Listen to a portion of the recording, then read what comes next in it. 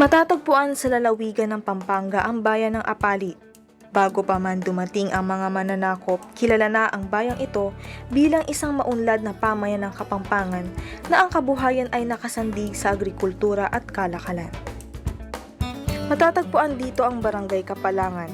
Ang salitang ito ay hinango sa salitang palang o bolo dahil kilala ang Kapalangan sa mayamang supply ng black sand na ginagamit ng mga panday sa paggawa ng mga armas, kanyon at iba pang kagamitan sa pakikipagdigma noong ang bansa ay nasa ilalim ng pananakop ng mga dayuhan.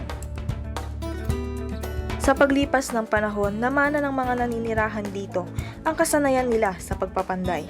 Kaya naman ngayon, kilala ang barangay na ito sa iba't ibang uri ng serbisyo para sa mga sasakyan.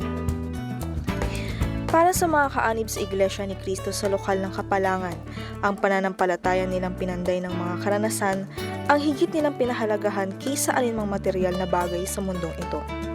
Kaya patuloy na nagtatagumpay ang gawaing pagpapalaganap ng dalisay na ebanghelyo sa dakong ito.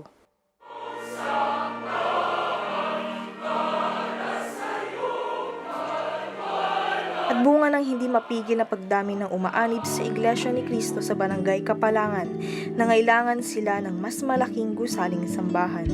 Itinalaga sa Panginoong Diyos ang bago, moderno at maluwalhating gusaling sambahan ng lokal ng Kapalangan, distrito ng Pampanga East. Pinangunahan ng kapatid na Alex Lubaw, tagapangasiwa ng distrito ang banal na okasyon. Ipinaunawa niya sa mga dumalo ang kahalagahan ng pagmamalasakit at pagmamahal sa mga gusaling sambahan, sapagkat dito tumatahan ang pinakabanal na pangalan ng Panginoong Diyos. Nakapanayam namin ang mag-asawang sina kapatid na Francisco Habok at Soledad Habok. Ibinahagi nila ang kasaysayan ng lokal na Kapalangan, kung paano ito nagsimula at kung paano ito unti-unting lumago sa kabila ng mga pagsubok na kanilang hinarap. Naranasan po namin dito yung pagbaha, halos taon-taon tuwing tag-ulan nung panahon na luma ang kapilya. Pero patuloy pa rin po ang pagsamba. Kasi para po sa amin, ang pagsamba po ay napakalaking biyaya para sa aming pamilya. Bagamat mahirap kami nakakaraos, dahil sa tulong ng atawa ng Ama. Convert po ako. Mayroon po sa akin nagdoktrina matanda. Hinikayat po nila ako. Una-una po ayaw ko pa. Eh sa kalaunan po sa pagtsatsaga nila sa akin, nahikayat din po ako. Kaya yun po, naunawa ko pong turo. Kaya po nahanib po ako sa iglesia. Dito sa karsada, tubig po hanggang dito. Nagbibihis na lang po kami dito sa kapilya pagkakuha. Ang Diyos po ang inaasahan namin, wala naman hadlang. Kung mag-i-stay po kami sa bahay namin, tapos may pagsamba, para po hindi po namin maano yun. Tapos gusto po namin, talagang nakakasamba po kami sa araw. Kailangan namin. Mahalaga talagang pagsamba dahil Diyos po ang hinahanap namin.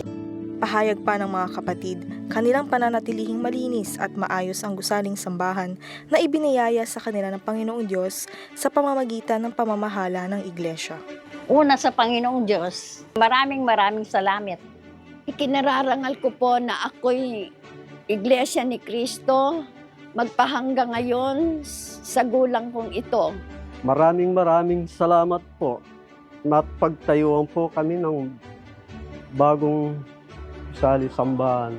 Salamat po sa Panginoon Diyos. Natupad na po ang pangarap namin. Mahalaga po ito sapagkat dito po tayo pumupuri, sumasamba po, sinasagawa po ang ating mga pagsamba po sa Ama. Bagamat ang pangunahin nating gawaing sinasagawa rito ay ang mga pagsamba sa ating Panginoong Diyos, gayon man ay ginagamit din natin ang dakong ito para sa mga tao na mga mahal natin sa buhay, kaibigan, kakilala, na hindi pa natin kapanampalataya, inaanyayahan natin na dumalo sa mga gawaing pamamahayag na isinasagawa sa loob ng gusaling sambahan. Ang mga kapatid ho natin dito po sa lokal ng Kapalangan, kapag ka po dumarating ang mga suliranin, sa ating Panginoong Diyos po sila patuloy po na nanghahawak. At kagaya po ng laging pagtuturo po ng ating tagapamahalang pangkalahatan, ang ating pong kapatid na Eduardo V. Manalo, na anuman po ang mangyari ay magpapatuloy po sa paglilingkod. Yun po ang sinisikap ng mga kapatid dito po sa lokal po ng Kapalangan. At dahil nga po sa bago po itong gusaling sambahan, ito po ay lubos na kinasabikan at inabangan hindi lamang po ng mga kapatid o mga kaanib sa Iglesia ni Cristo, kundi maging yung mga kabaryo ho namin. Nagtatanong kung kailan daw po ba ito magagamit at kung kailan din po sila maaaring makadalo ng mga pamamahayag dito po sa bagong gusaling sambahan. Ayon din sa kanila, ang bagong gusaling sambahang ito ay magsisilbing bantayog ng pananampalataya, patunay ng kaniningan ng Iglesia ni Cristo sa dakong ito. May kahirapan man at mga pagsubok na nararanasan ng mga kapatid, ang bagong gusaling sambahan ang kanilang pupuntahan upang doon ay manalangin sa Panginoong Diyos.